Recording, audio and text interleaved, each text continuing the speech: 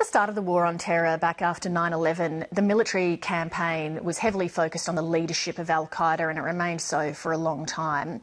When it comes to IS, who is the top leader and what sort of focus is there on his capture?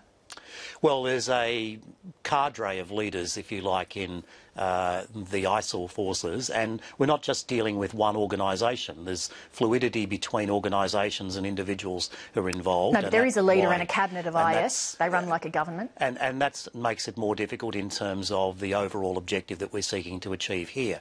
But we will continue along the lines that we are. We're in constant discussion. So, sorry, just to be clear, who is the leader and what is the focus on his capture? Well, I'm not going to go into operational matters, obviously, Lee. Well, can you name the leader of IS? I'm not going to go into operational matters, but I don't think that's operational. I think it's a matter of public record.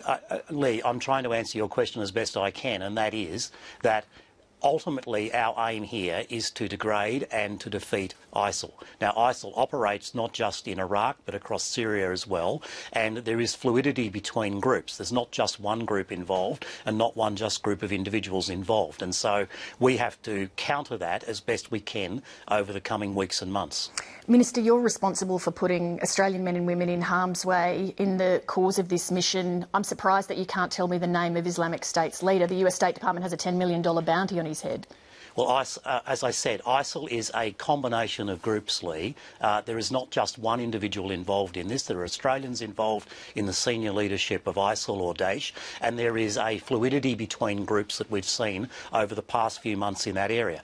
There's not just one person involved, there's a series of people involved, and we must ultimately destroy all of them if we're going to degrade their operations in that area. The specific person to whom I've been referring is Abu Bakr al-Baghdadi.